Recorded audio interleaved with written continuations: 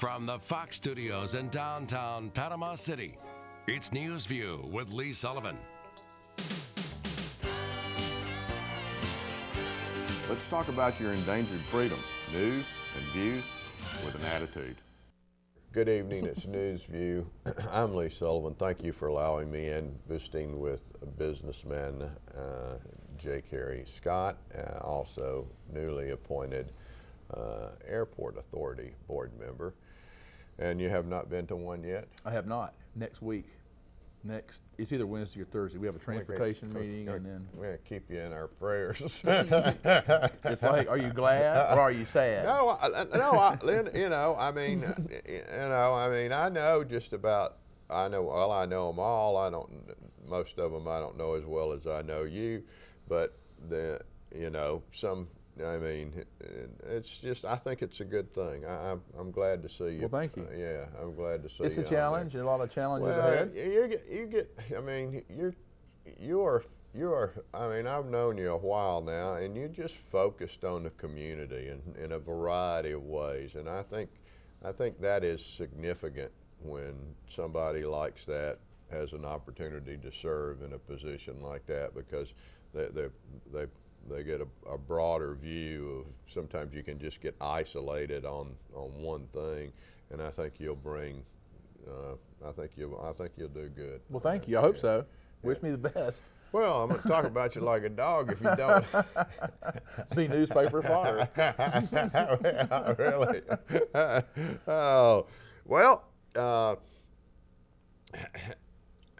the rescue mission continues to take up oxygen and space. Really well-written piece in the paper, brings some valid points. I talked to a guy that I know, I won't use his whole name, but his name is Leonard, and he's from St. Joe, and he says, we don't want them over there. He said, I'm sure they don't. He said, send them to Panama City. He said, we too poor to feed ourselves over there. We can't be feeding a bunch of people like it. He said, besides that, he said, we tell them what a great place it is and how and to make that point without being more flippant than I'm trying to be, the letter to the op-ed piece suggested the very same thing. It becomes the Holiday Inn of the homeless. I'm told that it's, if at least regionally, if not nationally famous, or that this area is, and the rescue mission, I think, does serve as a nucleus for that. I mean, it's not the entire reason, certainly, but we've got an opportunity, I think, there to do something for our community, and there's nothing wrong with helping those that truly need it. Certainly not. That's what we are supposed to do as humans, but when it becomes to listen, I'm telling you, violence is the answer. I don't owe you a meal. I don't owe you a home. I don't owe you anything. You get yours like I got mine. You get off of your arse and you go to work, and don't tell me you can't do that. And I understand. I mean, the Christian part of me tries to creep up to the top and says that, it's good to help people. It's good to help people if you want to. It's not good to help people if you're forced to. Rescue mission is a private business, and so is the central issue, in your opinion, location? Well, yeah, I think to a certain point, and we talk about the private property rights, but they have a right to be there, but they also don't have the absolute right to destroy our community or make a real negative impact on it. And I think it draws people in. I'm told, against my facts, generally speaking, they can house no more than 72 people, but yet they feed over 200, generally speaking. I mean, so yeah, we've got some work to do to help. Yeah, I would think it would be better if it weren't there, sure.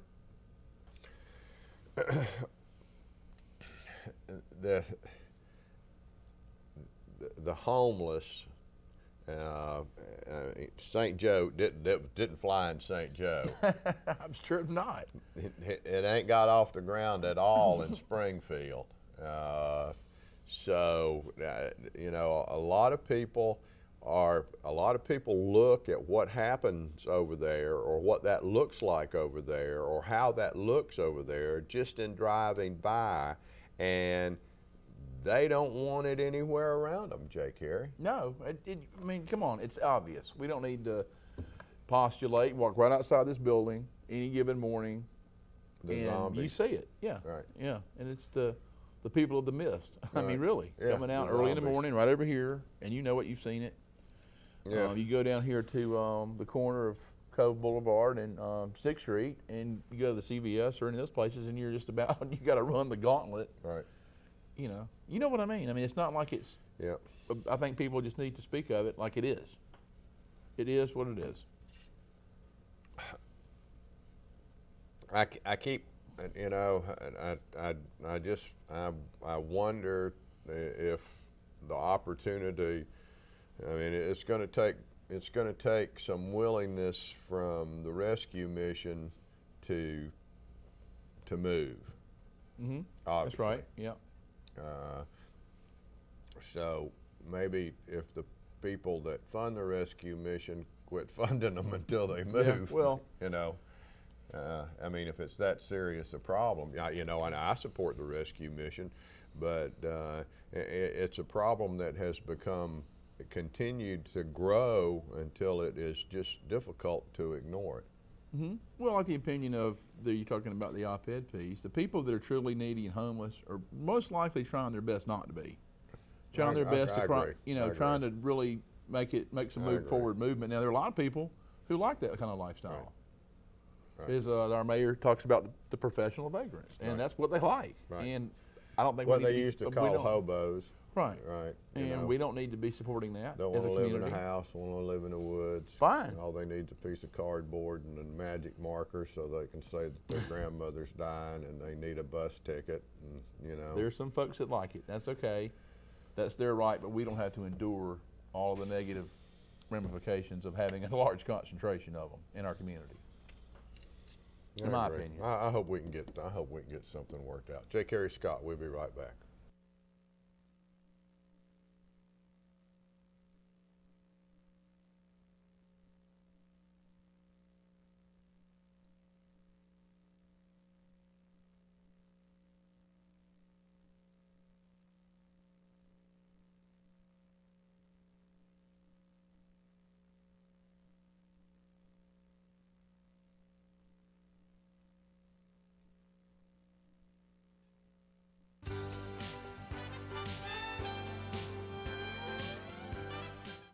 Welcome back. It's News View. I'm visiting with J. Carey Scott. We talked about the rescue mission. The other issue in the downtown Panama City area is the issue about the hotel and the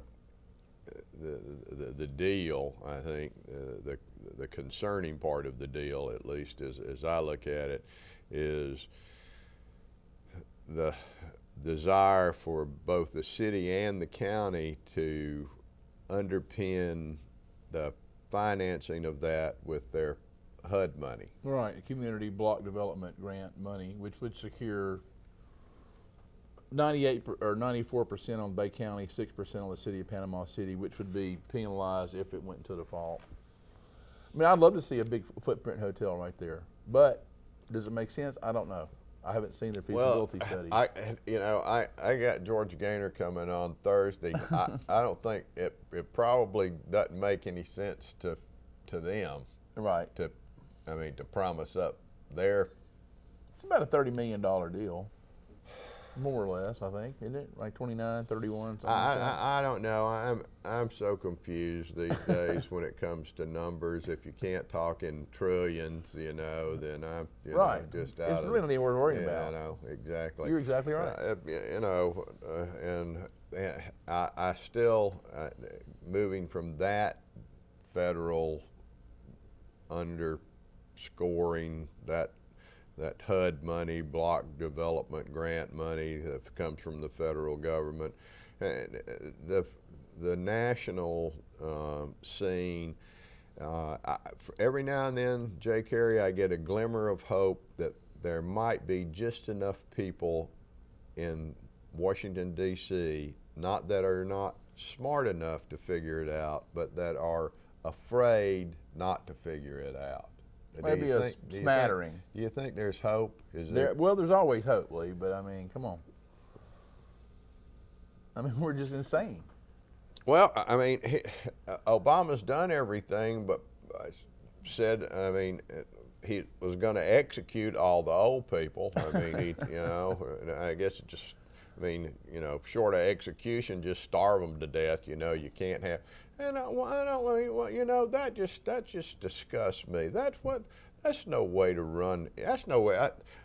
Crap, that's not even the way to run Libya. I mean, it's big challenges, big opportunities. I mean, I'd like to see the president, but he's a liberal.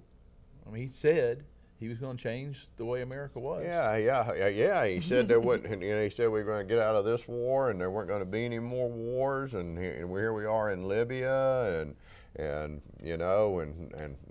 how's that working out? And we're talking about Syria, and I'm thinking, what about us, the U.S.? What about us? I mean, we got enough grief. We have a lot of homework to do right here, don't we? Yeah. I mean, yeah, we really do. It astounds me. Well, I am,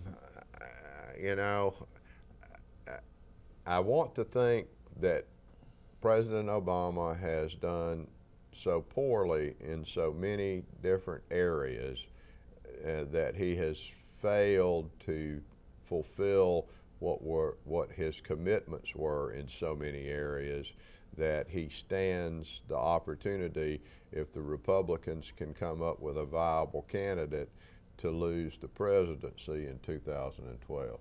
Got to have a candidate. Got to have a candidate. Got to. Yep. Yeah. Who that is or what that, I don't know. Man, that Republican, that's sort of like a pinata, You say to bust it and everything comes falling out. Everybody's going. I don't know. I mean, I hope we get a good, true, great candidate, or the conservatives, Republicans, conservative folks like ourselves, and that we have at least a choice. Give the American people a choice. Today's op-ed piece was good, I thought, about the debt ceiling, too, by the way. I'll give it whoever wrote that editorial talking about Obama. Right. You could tax me and you 100% for the next 100 years, and it's not going to make that big of a difference with the trillions. Well, I keep using one of my sons as an example. He works. They take 20%. They take their 6.75 for his Social Security, and then they take another 13% out. And he's not quite yet to upper income. We'll be right back.